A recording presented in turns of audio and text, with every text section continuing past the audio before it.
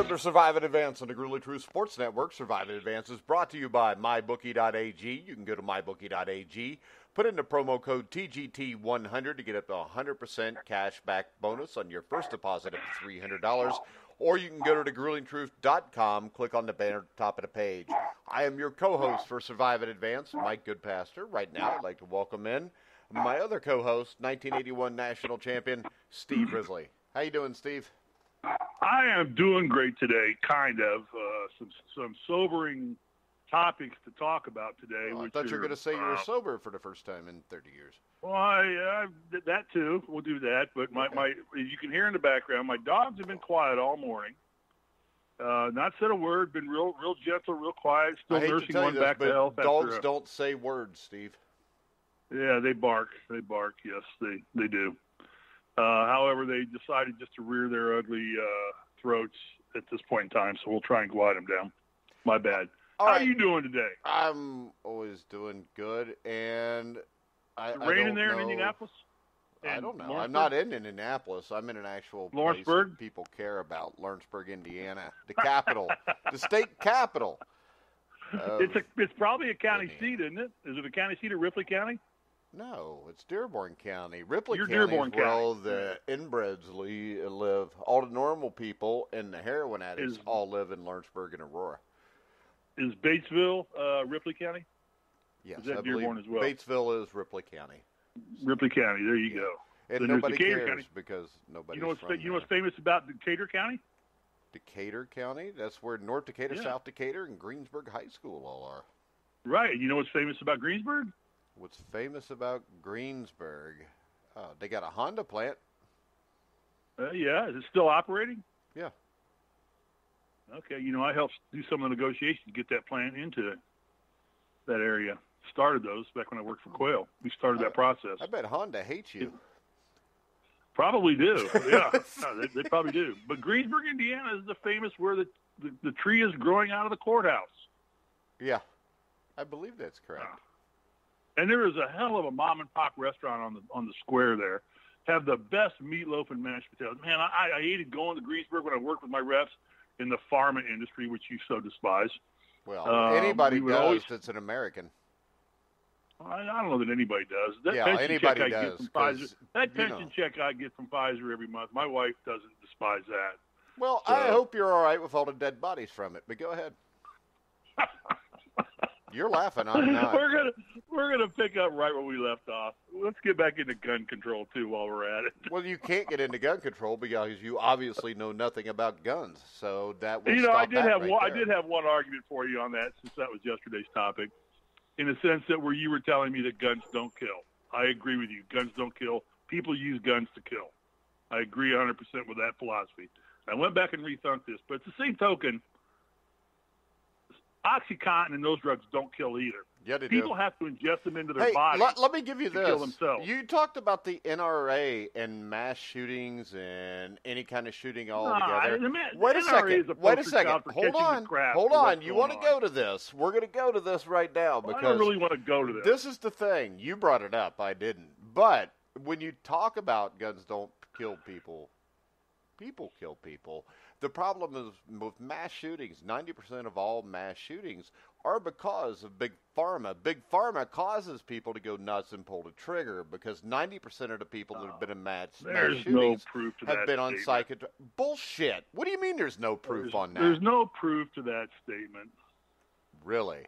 There's no proof to that people taking Prozac or Zoloft or any of those drugs, there's no causative direct link.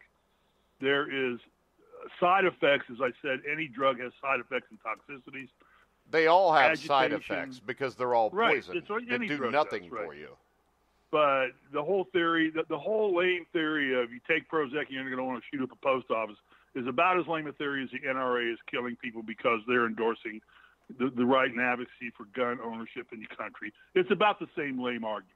There's a lame argument. It's not the same lame argument when everybody's on them. Yeah, it does it. And I'm only arguing you because I got a nasty note from Jake73 who said I was a chicken shit for not arguing with you more on it yesterday. So, Jake, kiss my ass. Well, I got about 20 messages from people wanting to know why you were a chicken shit on it when it pertained to the argument we were having. I just didn't want to go down that road, really, because it's a there's no right or wrong completely on either side of the fence. There is a right or wrong. No, completely. There's not, because every argument, like I said, I can make the same argument about I walked my dogs yesterday and an opioid did not jump out of a bush and force me to kill myself or do anything like that. Just no more because than you a gun. didn't take it. But you know what you did take. Somebody. Wait a right. second. And Big Pharma boy here has to take CBD oil to get pain relief. But yet Big Pharma would never endorse that because they don't make a bunch of money off of it.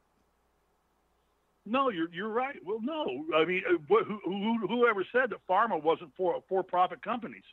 They are for-profit companies, just as the NRA is for-profit, just like anybody that manufactures a gun. Wait a second. The NRA is for-profit, huh?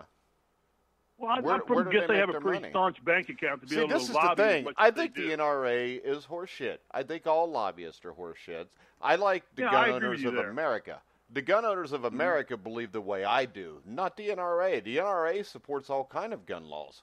You know, they're all right with background checks. I'm not. I think the Constitution, the Second Amendment, says that the right to bear arms shall not be infringed. So they shall not be infringed. And see, and don't beat me up here, but I interpret that amendment as saying we have a right to form a militia. And we have a militia. You're in it. You just don't know it anymore because everything's been so bastardized. When that law was written, we did not have a U.S. military. We didn't? No, well, how the hell did we beat the British then? With militia, basically. Which was the military and General George Washington. I'm sorry, but the writing in the Second Amendment, and this has been proven, because if you read anything from Thomas Jefferson, the reason the Second Amendment is put in there is so people could defend themselves against a tyrannical government. Now, when you look at mass genocide in the history of this world, almost every one of those mass genocides started with the disarming of the people. Actually, Hitler's thing kind of started with arming of the people. No, it didn't. No, they disarmed the people. What they did in Germany in the early 1930s was you had the Reichstag. The Reichstag was a movie theater. They burned it down. Hitler's people did. It was an inside job. It was a false flag mission. They blamed it on the Jews. So a lot of people will make the false claim that what Hitler did was he took everybody's guns away. He didn't. What Hitler did was he scared the hell out of the German people that the Jews had burnt down the Reichstag. And then what he did was they took the guns away from the Jews. You were already armed in Germany. Germany was a freaking democracy when you get to the 1920s. But they were a democracy that since World War I, and because of the treaties, I think it was the Treaty of Versailles, basically their entire country, their economy imploded. So what you had is you had this Austrian who showed up and at the start was good. He was helping people. He was helping improve the economy. But he was an evil son of a bitch. So what he did was he did these false flag missions. He blamed them on Jews. And then they passed laws taking guns away from the Jews. Once the Jews no longer had guns, they were easy to take over. And the thing that I don't understand is this. You got all these Democrats and all these liberals, which I don't care because I'm not a Republican. I'm not either. I'm an independent. I can think for myself. But what you have is all these people that say that Donald Trump is Adolf Hitler also want to give up all their guns. And it makes no sense because this was to fight a tyrannical government. It's not about a militia and all this. It's about being able to form a militia against a tyrannical government, and we have a tyrannical government. You know, people could say it's not, but there's no other way to cut it. So then why aren't you forming a militia? Why are militias not being formed? How about this? There are probably millions of people in militias in this country, and you can look that up, and there's nothing to say you don't know me that well if you're going to make that claim. There's tons of militias. In Indiana, there's over 300,000 militia members in separate militias all over the place. And what has happened is the U.S. government started infiltrating them in the 1990s. And I may or may not have some experience with this. And what they'll do is they'll bring guys in trying to sell you stuff that's illegal to get you in trouble. And then they would bust you, Melissa, say, these are white supremacists, and it would go from there. So the thing is this. If you believe this government, if you completely trust this government, and you think that they're doing what's best for us and they would never harm us, give up your guns. But if you see the Tuskegee experiment, if you look up Operation Northwoods in 1963 and what made it all the way to President Kennedy's desk, which if you look up and you Google Operation Northwoods, it will tell you in 1963, the Department of Defense approved a plan to fly planes in the building, to sink ships, and to blame it on the Cuban government to get us in a war with Cuba. It is the same thing that Hitler did at the Reichstag, where he blamed that burning of the theater that killed hundreds of Germans. He blamed it on the Jews. These countries are all, Thomas Jefferson said, in any country, even a democracy, every 50 years it needs to be violently overthrown because absolute power corrupts people absolutely. So when you put people in position like the Nancy Pelosi's, or the Bush family, or the Clinton family, and you put them in power for that long, the power is going to run amok. And that's what we've had. And I'm not a supporter of Donald Trump. I'm not a supporter of Hillary Clinton. I voted for my dog Rambo because I think he would do a much better job at running the country. But when I look at this, this is what I see. In Big Pharma, you can sit here and say psychotropic drugs don't do that. But when 90% of all mass shootings in the last 10 years have been people on psychotropic drugs, it's pretty easy to put two and two together. And the other thing is this. Mass shootings in this country before psychotropic drugs, how many mass shootings do you remember before 1990, Steve? There's very few. And those drugs, for the most part, did not exist. They were not prescribed as a high as rate as they are now. ADHD medication, when you look at ADHD medication, it was not really huge until you got to the mid-1990s. Almost no kids were diagnosed with ADHD medicine, but the reason they brought ADHD medicine, you can look at, because in the state of Indiana, if you have your kid on ADHD medication, the school gets $400 for every kid that's on it. And I coached junior high football in the early mid-90s. And I had no kids on ADHD medicine in 1991 when I started coaching. By 1998, 3 years after this law was enacted, 30% of the kids on my team were on it. So Big Pharma is bad, and they do kill people, and it's not good to go in unarmed. But let's go ahead and let's talk about Juwan Howard, who is the new basketball coach at the University of Michigan. Mike, did I make your day? Did I give you a platform? No. I don't need a platform because this is the thing. How constantly do black helicopters fly over Lawrenceburg, Indiana? Well, how constantly do rich, arrogant people who work for Pfizer believe the shit they're told? Because this is the thing, Steve. This is no personal attack because as a friend, I love you as a friend, but you work for a place that has destroyed people's lives for a long time. Now, I'm sure you don't believe that happened, but that's because you don't want to believe it happened. And I in my best Steve Risley impersonation, we're best to leave this alone right now. And let's talk about Juwan Howard and what you think about Juwan Howard being the new head basketball coach at Michigan. Very good. Juwan Howard, what do you think? Jury's out as far as I'm concerned. I don't know that his qualifications are there. Well, how about this, though, Steve? Real quick. I don't think they could hire anybody who could maintain and improve on what John Beilein has done. So I think when you look at this, by hiring Howard, they hired somebody that the fans love, and he'll get at least 2 or 3 years to try to get this back to some sort of semblance of what John Beilein had done.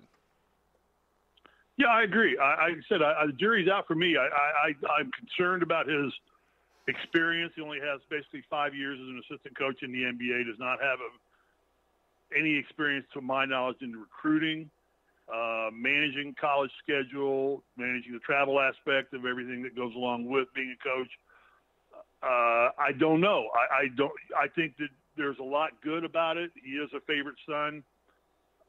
There's always been talk about Indiana should have done the same thing by bringing a former IU player back in.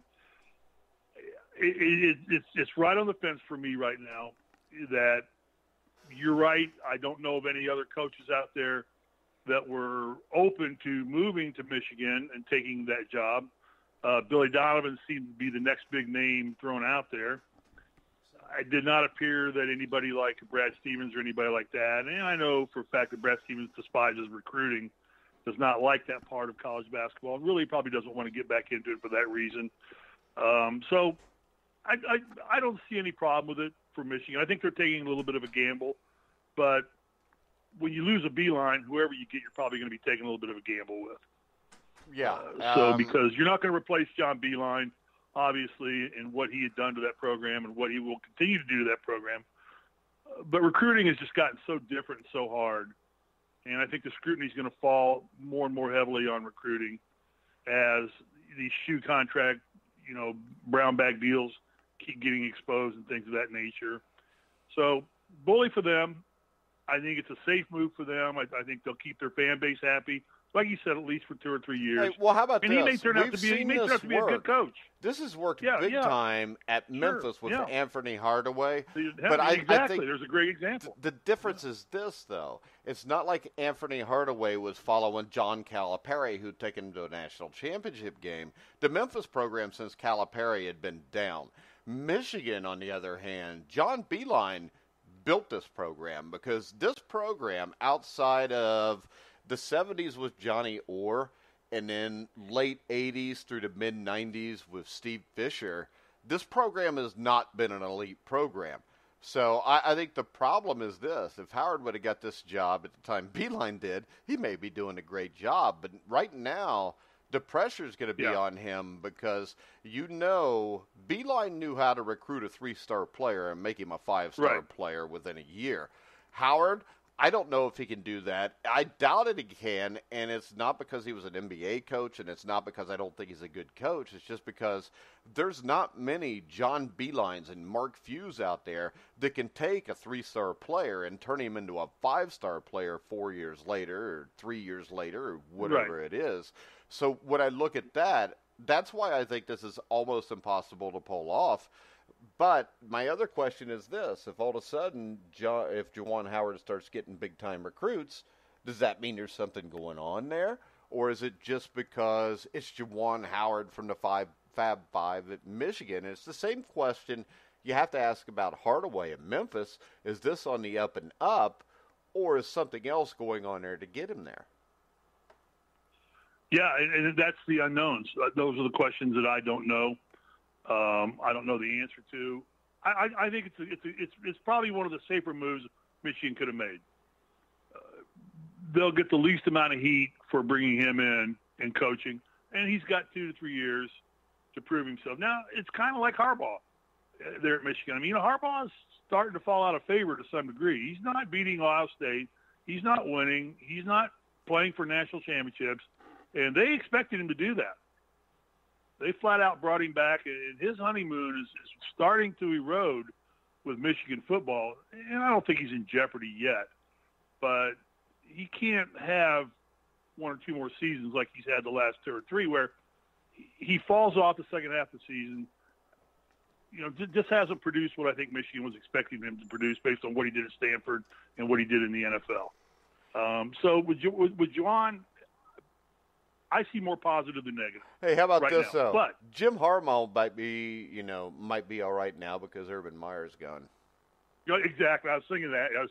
Because they've still been an 8, right. 9, 10. They've been an 8, 9 win team. If they could just have beaten Ohio State twice over the last 4 years, everybody would think he's doing a great job. Well, he would have played for a couple of Big Ten championships that he'd beaten Ohio State.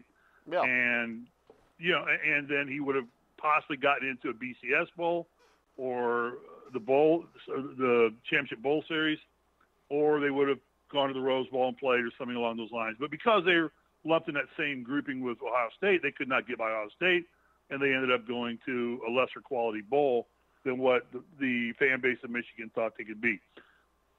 Like I said, I think Juwan Howard's safe for the next 3 years. I think he needs to recruit. He needs to stay on top of the recruiting. But the question I have for you is, are we going to see a movement back toward, and I think this was kind of forced down Indiana's throat this year, are we going to see a movement back toward recruiting more in-state players from universities and colleges and looking at more players committing for a longer period of time and not everybody going for after these I think you're going to see players? that because the writing's on the wall that within the next 2 or 3 years, the NBA is going to go back to, you don't have to go to college, NBA period, if you want. But the other problem is this. What if you're in a state where you don't have a bunch of great basketball talent? In Indiana, you're fine. In Illinois, you're fine. In Kentucky, you're fine. Right. Michigan? But generally, those schools generally have a recruiting zone where they historically go. I think this. If you look, like, the perfect example is the University of Miami, the Hurricanes, back in, 2000? Or not 2000, but the Miami Hurricanes football team had success intermittently up until about the mid to late 1960s. And then they had, what was his name? Lou Saban came in as the coach. He did more of a national recruiting thing. And that program went to hell. And Howard Schnellenberg came back in 1978, 79, right around there. And his whole thing was, if I can get the best players from the city of Miami, I'm going to be really good. And that's the way he attacked it. Instead of going nationally, he just pounded the hell out of the schools in Miami. He got all the best talent from Miami, and he started a dynasty that ran for 20 years after that. And Indiana, Bob Knight, he got the best players from Indiana. That factored into my decision. My girlfriend was going to IU. All of my friends were going to IU. It was close to home, so my parents could come. I got recruited by UCLA, North Carolina, Duke, all the schools that were prominent basketball programs. Yeah, but see, the difference now between now and then is if you're in the same situation and Duke or North Carolina is recruiting you, just like Kyle Guy went to Virginia, you start to think, I haven't watched Indiana in the NCAA tournament in a couple of years, and maybe I should go somewhere where I can get to that tournament. Well, in Indiana, in schools like maybe Michigan now, and if Howard goes this direction, at schools like in Indiana or something, need to kind of try and go find the next Gordon Haywoods of the world. The kid from Connersville, Indiana, or Rushville, Indiana, who is probably not blossomed fully yet, like Gordon Hayward had not till he got to Butler, basically, and Brad Stevens got a hold of him. And those players exist. Scott Skiles was probably another player of that caliber, a kid that really was a good high school basketball player. He was all-state. He was one of the greatest high school basketball players in the state of Indiana's history, Steve. Yeah, I agree. But in the state of Indiana, so he's not really considered a national treasure. He's a state treasure. Okay, he was considered a state treasure, not a national treasure, because he was a 6'2" white kid. Right, but he went on to have a great pro career, had a great career in professional basketball as a player, and I believe as a coach. Yeah, great career at Michigan State. But those are the types of players that you may see guys like Archie Miller, Matt Painter, and Juwan Howard. Well, Matt Painter already does it. Matt Painter does a good job at that. He does. Unfortunately, when he goes up against the super teams, the Dukes, I watched Matt Painter come within a hair of going to the Final Four, so I don't know if that really works anymore. Yeah, and I like Matt Painter as a coach and a person. I've known Matt Painter quite a while, and I think very highly of him. Remember, Virginia won the national championship, and they lost to him in double overtime, and really it was a fluke shot that sent it to overtime. Yeah. So, there's a case to be made that without one lucky play, Purdue might have won the national championship this year. They've had the talent to compete for it in the last 2 or 3 or 4 years, really. They've had the talent. I just don't know if it's that ability to coach in a one-and-done situation or to get the team prepared for a one-and-done situation. I don't know. And hey, I watched him go into Louisville in front of 24,000 people, and 20,000 of them were Tennessee Orange. And he coached his ass off and won that game. That, to me, answered any questions about him. If he would have lost that game, I could see what you were saying. All right, let's talk about football. I like football better anyways. But St. Thomas. In the end, I think Juwan Howard is probably a better than okay choice for Michigan. I think it's a little bit of an experiment, but I think there's more upside than downside to Juwan Howard, and I wish him well. I should know the answer to this, and I probably do in a backfiring again. The Fab Five never won a national championship, did they? No, they went to two Final Fours. No, they didn't. Or two national championship games, lost them both in 1992. That's Michigan by 20. 93, they lost the game by, 77-71, I think, against North Carolina. The infamous timeout with no timeouts left. Yeah. But if you watch, in Chris Webber's defense, if you watch their bench, half of them are saying call timeout. You think call timeout, right? He wasn't the only I'm not blaming anybody there. Yeah. No, all right. not at all. Division III football powerhouse, the University of St. Thomas, has been involuntarily removed from the Minnesota Intercollegiate Athletic Conference, the MEAC, on Wednesday because of its why is it comical? Just go ahead. We'll get to that. Well, we've already did. I mean, they've been removed because they finished 10th nationally. That's their entire sports program. The overall athletic program has dominated everything. This seems to be more of a football thing. And when you look at them, St. Thomas is I think this is the same league that St. John's dominated for like 30 years with John Gagliardi. This is why this is comical. Gagliardi is kind of different. Gagliardi is one of the greatest football coaches that ever lived. I mean, I would take John Gagliardi over almost anybody that ever lived. And the thing about Gagliardi is he was the first coach ever, and he did this from the time he started in the 1970s. He did not allow any contact in practice. I mean, because I remember, I think it was in the 80s, there was a Sports Illustrated article about the coach who'd won like 50 straight games, and they never tackled in practice. So John Gagliardi was a great football coach. Now, why do you find it comical? And I'm not asking it to disagree. I'm just asking. Well, no, I find it comical that Gagliardi, 489 from 1990 until he left, which was the he passed away. I think he started coaching there in the mid-70s. Well, yeah, 1990s. Anyway, they had won 489 games, 27 divisional or conference championships, and 2 D3 national championships. And by the same token, University of St. Thomas's coach, since 2010, had made it to the championship game twice in 2012, 2015, and had won 6 divisional or conference championships. So to look at the record of Gagliardi versus that of what was the name of the coach of St. Thomas? I got it written down. I'm scribbling here a little bit. Caruso. You know, the accomplishments are so stretched differently that Gagliardi was allowed to do what he did in his time period. Yet here comes Caruso in here. It still doesn't win a national championship. Wins since 2010, which is basically 19 years? Yeah. 18 years to 18 years. No, 2010 is like 9 years. Yeah, okay, 9 years. He won six conference championships. You know, Wittenberg's done that in the conference they play. A lot of schools have done that. There's a lot of dominant D3 programs. The enrollment, I think at St. Thomas is over 6,000, which makes it one of the larger D3 schools. They were balking at that too. So I don't think it's really to sit there and involuntarily throw St. Thomas out of the league for those accomplishments. I mean, it'd be one thing if they had Gagliardi's list of wins, 489 wins, 27 conference championships, and 2 D3 national championships.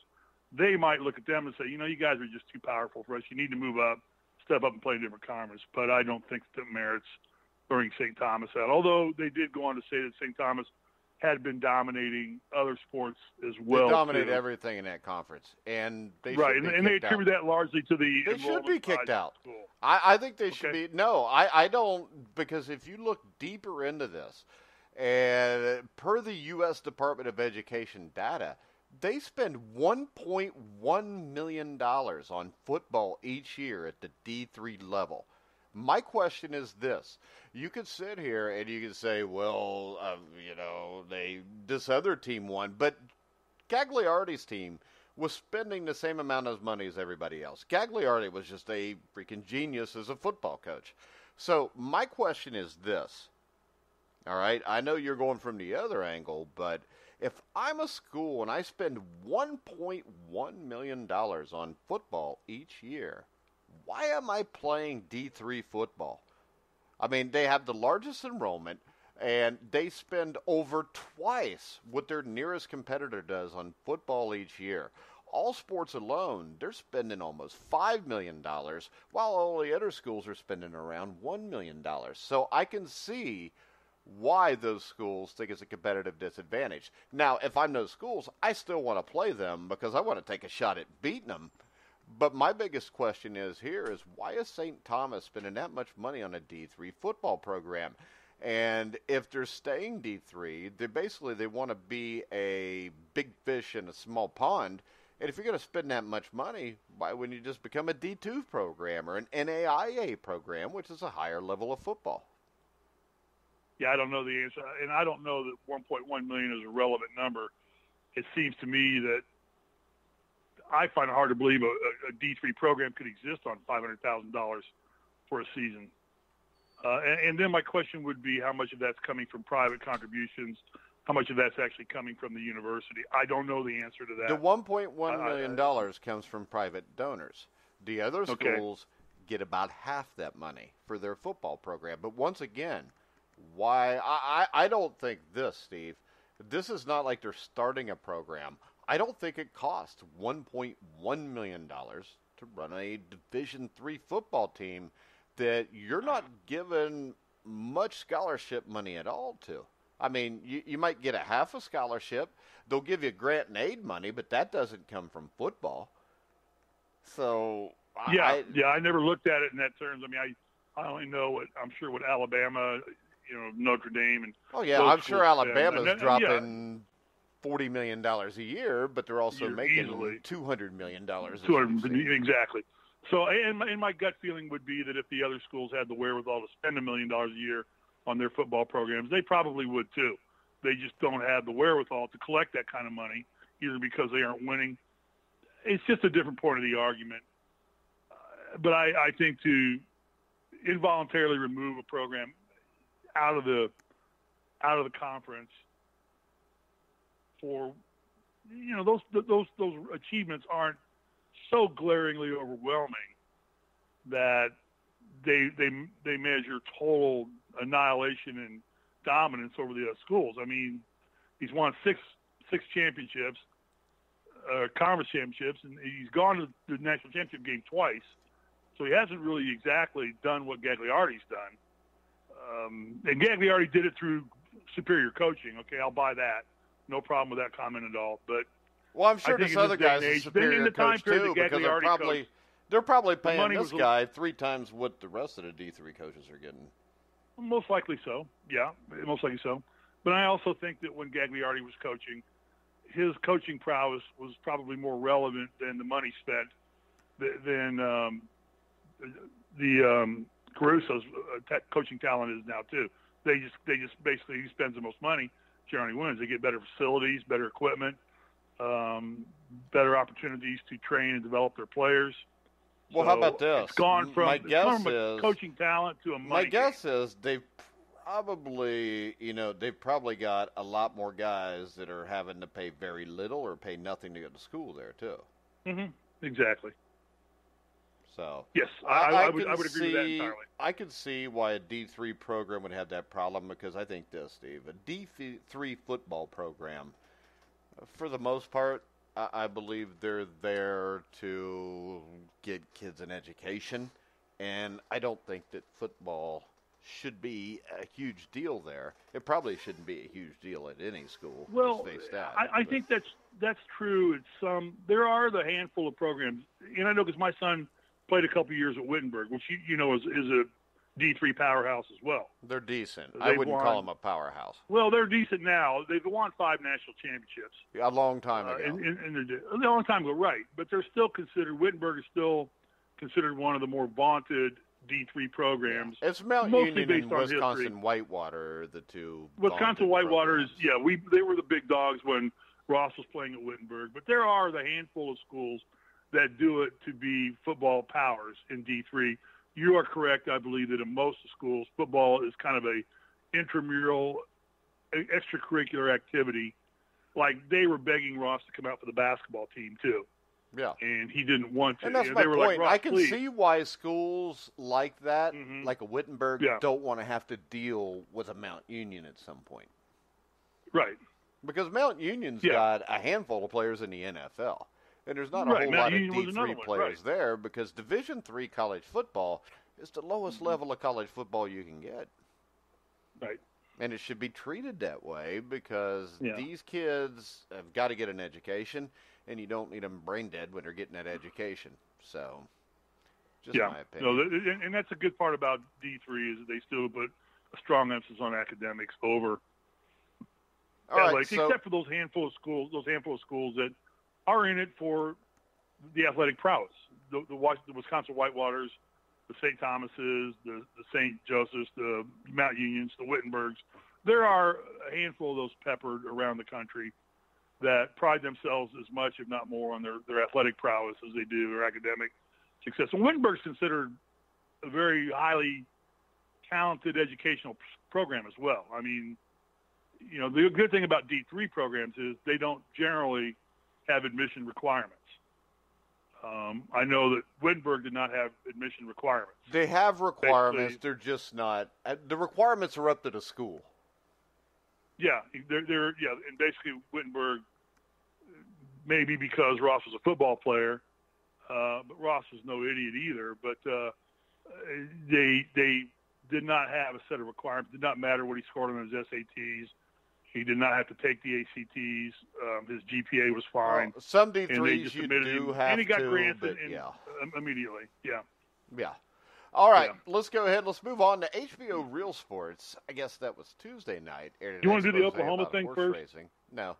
No, okay. Because I was going to try to save it for tomorrow, too, since we're already at 42 minutes, because that'll give us 3 things tomorrow to talk about.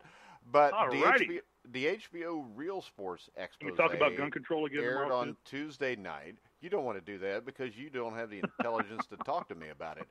We'll finish You're right up. there. I don't. We have a listener question about that, so we'll get to that at the end of the show because I don't want to drag this on, and I want to talk about this because this is something that I found really disturbing. Now, I did not see the Real Sports Expose. I did. Unfortunately, I did see it. Really don't want to see it. I'm the kind of person that if I think a dog's going to die in a movie, I'll stop watching the movie no matter how good it is. I've still never seen the end of Marley and Me. But when I watched the first hour, and then I let it go because I figured he's probably going to die. But when we look at this, and I looked into some other stuff, and just go ahead real quick and give us a rundown of what you saw on the Real Sports expose on horse racing the other night, Steve. Well, Brian Gumbel always tries to be controversial when he's an really asshole, by the way. But go ahead. You what? He's an asshole, but go ahead.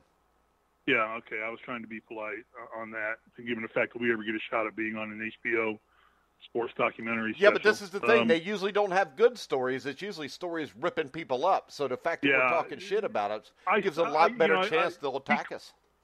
Because Santa Anita Racetrack is within miles of our houses. It's close to Bobby as well. He lives out here. It's up in the Inland Empire, up closer to him, actually, probably than me. We're hearing a lot of all of a sudden the deaths. There's been pushing now close to 30 deaths at Santa Anita.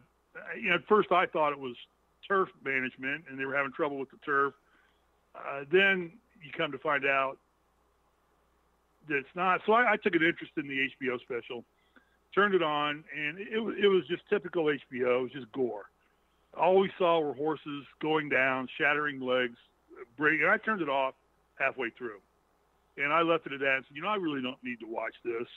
I don't want to see this. I get the gist of what it is. And then you approached it and said, hey, let's do a show on horse racing. Okay, so I thought I got to go back and watch the rest of the HBO documentary. I didn't watch it. Go ahead. Well, but then the real issue comes out that it's really not, and most of the deaths that are occurring on track are racing accidents. They're happening not in practice, not turf management. It's just racing incidents. And then there's a whole litany of why that's happening because of lack of credibility and accountability by veterinarians, trainers, track workers, unscrupulous people. But the real problem in this whole fiasco is the slaughterhouses that are created and how unabashedly these animals are put down for one reason or another. And that accounts for virtually 70% of all the horses that are put down. Last year, there were like 489 horses put down in 2018 due to racing accidents. The number for slaughtering is just astronomically well above that. I think I read somewhere it was 160,000 in the last 10 years of horses were slaughtered. These are thoroughbred racehorses that people invest a lot of money into. And basically, the article I read and the HBO thing goes on to talk about the fact that basically accounts for 70% of all foals born in that same period of time. So basically, 70% of all racehorses, thoroughbred racehorses, were born between 2010 and 2018 were slaughtered. Now, the thing that disturbed me about the HBO thing was where they actually showed the slaughter occurring. They showed how it occurs, and that's where I think they stretched it farther than they needed to do. But it's that kind of stuff that gets your attention and causes people to take action on it. There is a litany of people that fight this on a day-to-day basis, people that are trying to open up second home houses or what for horses. Problem is it costs roughly, they said, like $1,000 a month to house a horse, and that doesn't include vet bills, transportation costs, anything of that nature.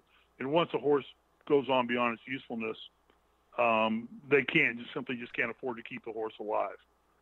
So, and slaughter seems to be a more appropriate form, a more profitable form than does just putting a horse down and, cremating it or burying it, or whatever they do. And you read this too. The sad part was that Fernandin, 1986 Derby winner, was slaughtered for dog food. This is a horse that apparently the horse was sold to a Japanese consortium.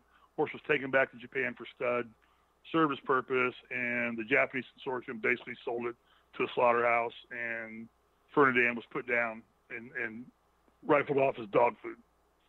So that's basically the crux. Now, get into the conversation you want to have about it.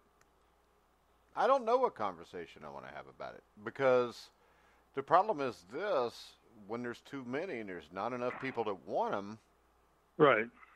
They're animals. What do you do? They're animals. Right. I mean, I know. As you said before the show, and the same thing I was thinking, is everybody's outraged by this. Right. But that's where I was going to go. When you go to it, I mean, come on. I think there are some things, when I thought about this, that I think could be done to help them.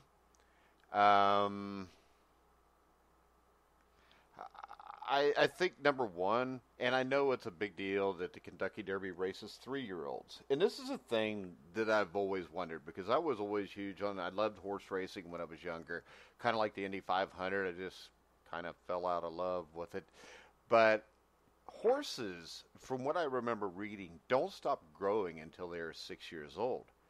The Kentucky Derby races 3-year-olds. Horses need about a year of training, and then a year in which they are raced so they can qualify for the Derby. This means they're being ridden at less than a year old.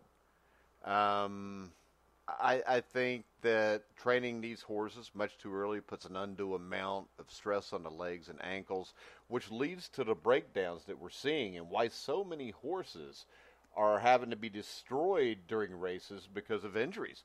I just think that this would be like an example. The human brain or the human body is not really fully developed till you're in your early to mid 20s. And the NFL doesn't let you play professional football till you're 21 or 22 normally. In some cases, 20. But this would be like all of a sudden letting 12-year-olds play professional football.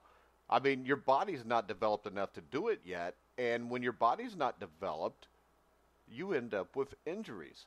And I think a lot of these injuries and a lot of these deaths result from the fact that we don't have fully developed horses that are running. You're running them from, early on.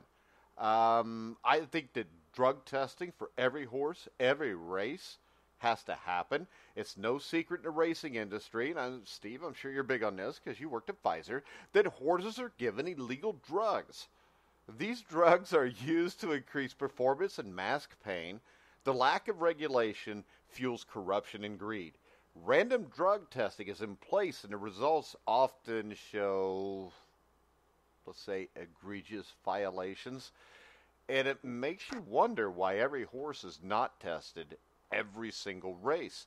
And considering the amount of horses who do test positive for drugs, it seems that the practice of drugging horses is more than the norm than the exception, which could also lead to all these deaths because you're masking basically injuries. You're masking the pain. They run through it, and then, it gets even worse.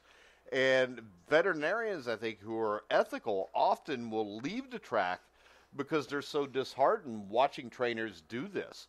And I read a couple interviews today with veterinarians that were like that they were appalled by the way this happens. And I think that it often, you end up with untimely deaths, euthanasia, or a trip to an auction, which leads to death at a slaughterhouse. Now, I think something that should be done is I think they should utilize something like a detention barn. They do this in harness racing, and it reduces the amount of performance pain drugs that are given to a horse before races. Horses are stabled in harness racing in a special barn that is under constant surveillance for 2 days prior to the race. And in harness racing, any trainer and owner whose horse tests positive for drugs, well, they don't do this, but they should do this. You take the detention barn. If your horse tests for any kind of drugs, you should be banned for life. And it's the same thing that should be done in the NFL, in boxing. And if you test positive for these PEDs, you should be banned for life. It's the only way to get people's attention and to make the penalties so big that you're not willing to do the crime for it. I think there's no regulation really, and I think the drugging of the horses and everything that's done there is inhumane. And for people that watched that documentary and saw the horses killed, remember that when you're eating a steak. Yeah, and we talked about that. I mean, cows and pigs and chickens are slaughtered every day, and I think we put horse racing because we consider horses to be athletes. Well, horses are beautiful. Not a food Cows source. are just fat, stand around and eat grass. Right, but still, it does not. And some of the problems I uncovered were regulatory is state dependent, not national dependent. There is a bill that's being put through by a couple senators. The National Bill. The A-Plan bill. Yeah, it's a national bill, but that's going to get lobbied out of there too. That'll get lobbied right out. Thanks to our friends in the lobbying industry, be it whatever industry they're representing when they lobby. But as long as lobbyists control Capitol Hill, then that'll get run out. And because it's state-run, the licensing for everybody is all over the map too. Some states, they have a lot of people who are not licensed at all, not licensed trainers, not licensed vets, not licensed to working on the horses. And a trainer may pass it off and say, get Juwan over there to go give him his injection, even though he's got a lame leg. Let's just numb it up and run him. If you don't survive it, we sell him to a slaughterhouse and we put him down. And that's what happens. And then, 99% of the people don't see the gruesomeness by which many of these animals are put down. They even showed one where they were trying to euthanize it, and it didn't work properly. And the horse flailed miserably for seconds as it was dying, basically. And it's just the regulatory part of it needs to be controlled. I agree with you on the drug abuse for animals. Lasix is the most common drug they use. They claim they use it for bleeding in the lungs. But basically, I believe it works to enhance the horse performance and gives the horse more breathability and things and bigger lung capacity. However that works, I'm not 100% sure. But just the lack of regulation in the industry and the way animals are just put down. Now, they said that in auction, they did acknowledge it in auction. Most of those horses are not sold as feed initially. Essentially, they're used for other purposes. They said basically as long as a horse has a legitimate utility, either working on a farm or things like that, many of those horses will live out a longer than normal life. It's just when they claim that the slaughtering comes from horses that are basically weak, feeble, dying, getting old, but that's not 100% true. It's not. They can tell us that all they want to, but we all know that if somebody goes to Churchill Downs and bids on 100 horses that are deemed not raceable anymore, probably at least 70% of those are going to a slaughterhouse somewhere. And the biggest places where they're sent to is Canada and Mexico. That's where the bigger slaughterhouses are. How about this? I think the only thing you can do here to help this would be to cut down on the amount of thoroughbreds that are basically born. Because the thing that really surprised me about this was, do you know what the practice of nurse male foals is? The practice of nurse male foals? Yeah. No, I'll let you explain. All right. This is what I found from the stuff I found was this is probably the dirtiest secret. And this is basically an unconscionable practice to me. But an expensive mare's foal will be taken from her and given to a nurse mare. So she can breed again immediately. So right. For a mare to take a nurse foal, she must be bred so she will give milk. Her biological foal is then taken from her at approximately 1 week old, sometimes killed immediately, sometimes slowly starved to death, so this hide can be used for leather. And, when you breed them constantly over and over again, and you know that there's not enough room to put them, it's just right. Stupid. And, this is the thing, once again,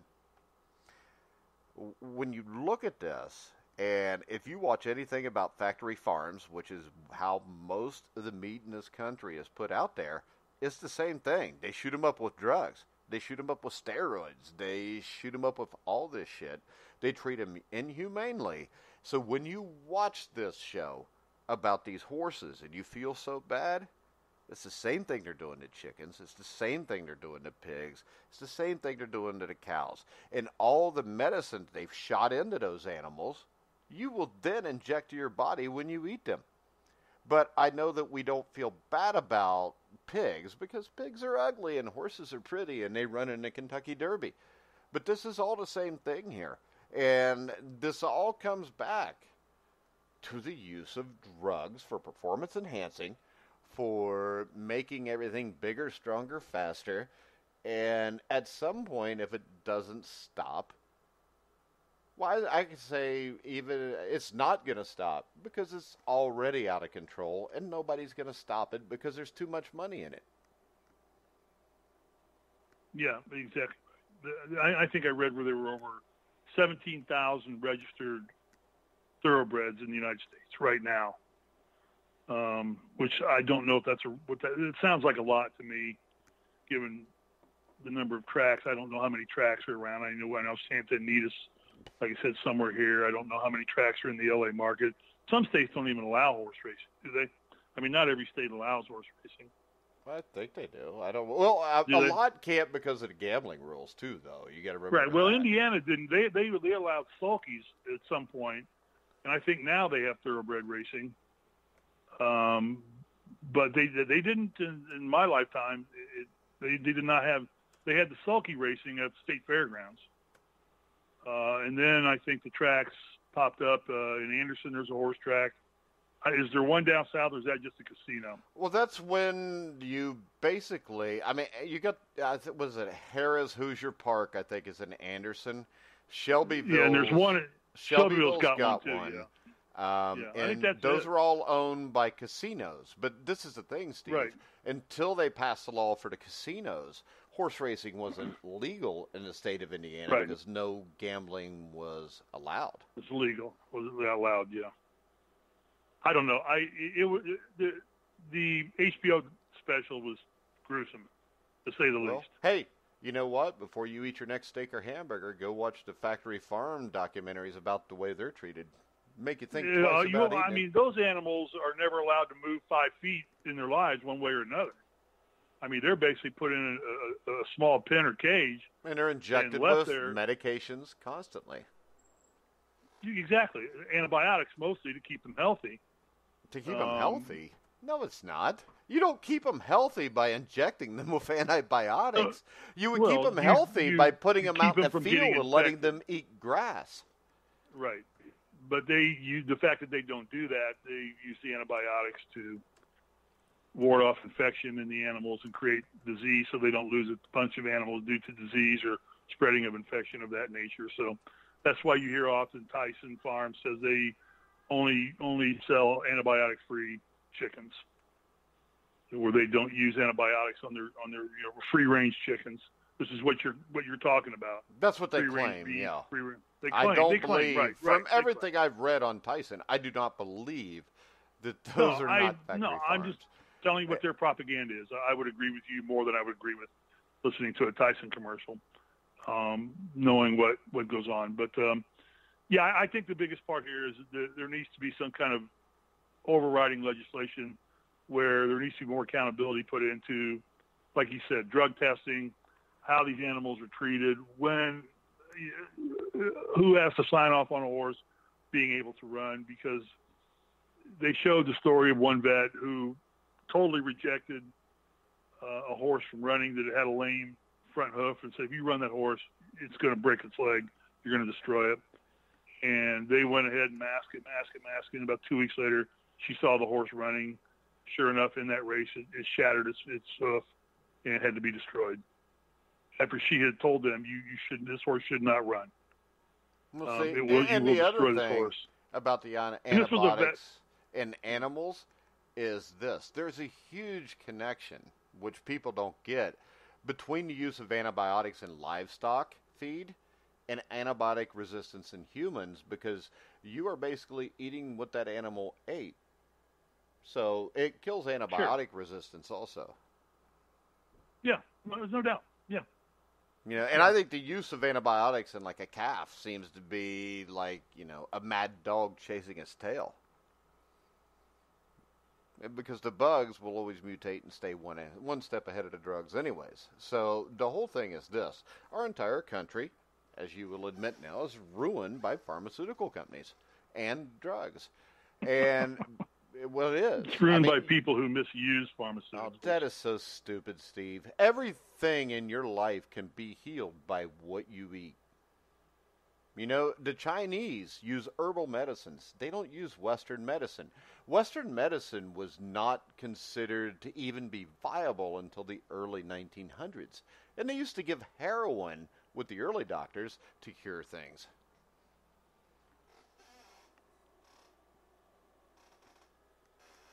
I mean, so to sit here and laugh at something as being a joke, when you only know one side of this. I've researched this for 20 years because I don't want to put anything in my body or my kid's body that I will regret doing later. And the thing is this, I stopped eating meat January 6th. I didn't stop eating meat because I was sad because the little calf got killed. Because I'm not going to sit here and say I'm from PETA. I don't really give a shit. It's a freaking cow. But what I do know is this. When you look at what's injected into the cows and you look what that causes in your own body, I mean, we live in a world now where we will be the first generation, Steve, which was born from 1980 to about now, where the average lifespan for us will be longer by 5 years than it is for our own children. And that is all caused from the pharmaceutical industry and what is given to you. Now, you can sit there and say, Western medicine to me is extremely usable if I break my arm or I break my leg. But when I look at most societies, if you look at the societies that live the longest, China, not a whole lot of meat consumption there except for the horses we send them, because the Kentucky Derby had some guys that didn't run that good that day. But really, you go to places in Asia where they don't believe in eating meat, where they don't eat meat, everything is much better. And people will always tell me, well, if you don't eat meat, you can't get protein. Dude, there's protein in vegetables. And the vegetables and the grass is what the cows are eating. So the cows are getting their protein by what they eat. Because it wouldn't be able to exist without eating that. And nobody goes and throws a bunch of meat to the cows to get them bigger. They have them and they go eat grass. And then they shoot them up with antibiotics. And the same antibiotics that they're shooting this cow up with that you just said was bad is the same thing you're putting in your body because it was in that cow to begin with. Now, my final question is from, hold on, I had a Twitter thing here. I'd have to find it, and I'll need to find my reading glasses too, because I used to eat a lot of meat, and it obviously messed my eyes up. But at Gabriel Montoya asked a question when you made the comment about the black helicopters. What did Mike say that you thought was wrong?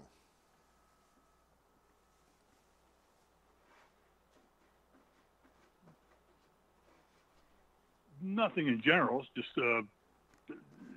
there's a lot of conspiracy theories that fly around about everything. Where was there a conspiracy theory on anything I said? I'm not going to go back and rehash. We just did an hour show on it. So Operation North was that a conspiracy theory? I don't know. I mean, I don't know enough about it to comment. I don't want to look it up right now. I know you don't want to look it up, and that's the problem. The big pharma thing and the way people live their day-to-day lives makes them not want to question everything because, to me, it's a lot easier. I don't want to look it up now. I don't want to do it right now. I don't want to look it up right now. This is the thing. The show's over. I just dropped a little knowledge for you. Go check it out. If I'm wrong, you come back tomorrow and you argue it with me. Anything I say, you go back and listen to the show again and you look it up. If I'm wrong, you bring it up tomorrow. Because this is the thing. Today, most people just want to live their world thinking nobody's out to harm them and everything will be okay. I see the reality of the real world where, at some point, somebody might break in my house, and I might need to defend myself and my family. And the thing is this, Steve, if you talk about the gun thing real quick, I'll just leave it at this. Murder's illegal. Heroin's illegal. But people still do it. Bad people do. Criminals do. Why should a criminal be able to have a gun, but a law-abiding citizen can't? Well said.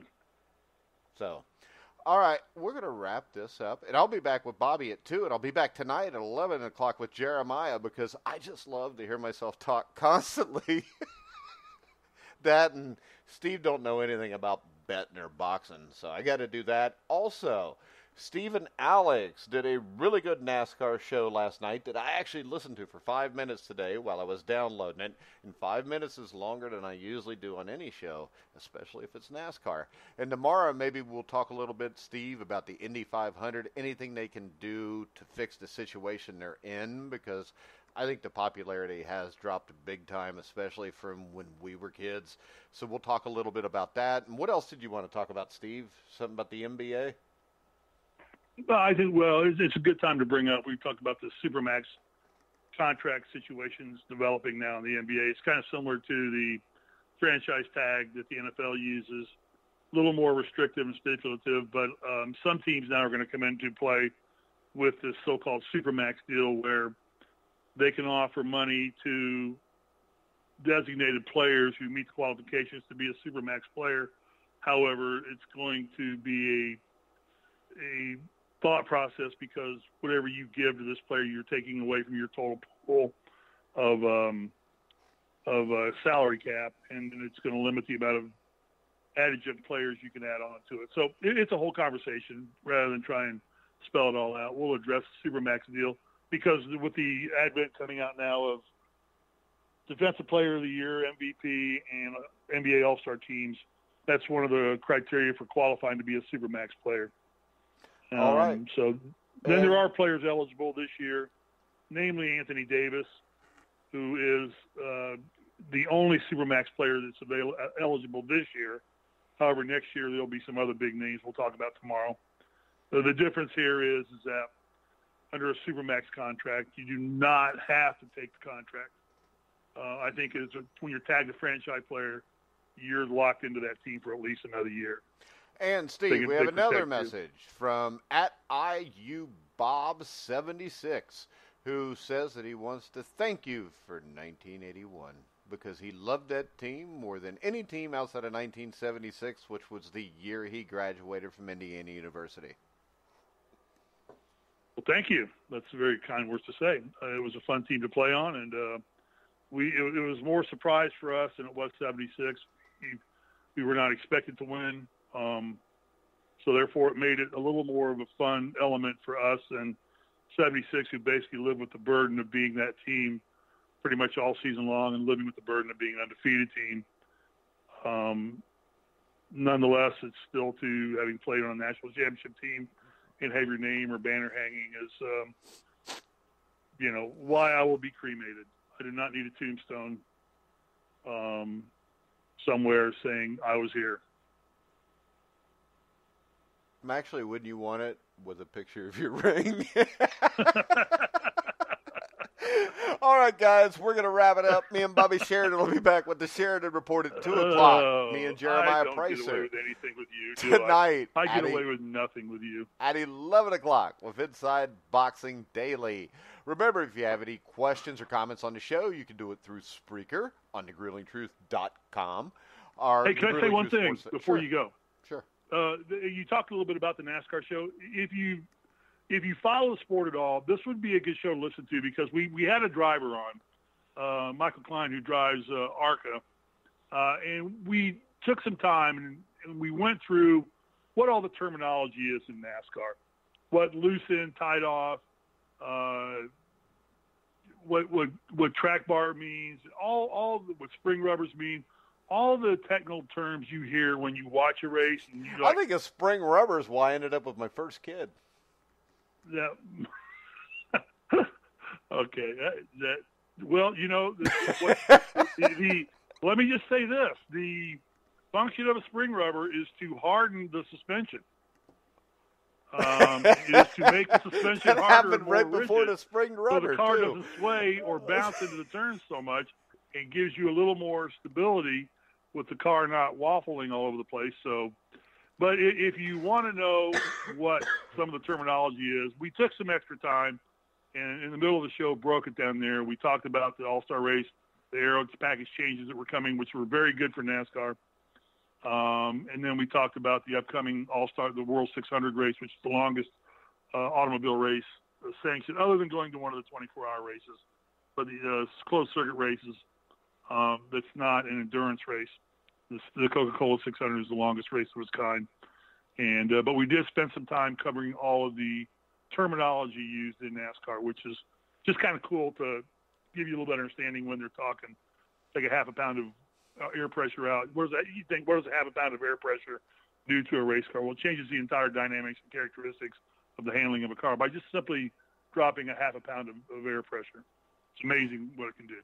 All right, guys. That's it. So we're going to wrap it up. Check out the NASCAR show. Should be up this evening on thegruelingtruth.com. You can hear all of our shows on iHeartRadio, iTunes, TuneIn, Spreaker, Stitcher, Spotify, Zeno Radio. Make sure you download the app on the iTunes store. So for Steve Risley, I'm Mike Goodpaster. You've been listening to The Grueling Truth, where the legends speak.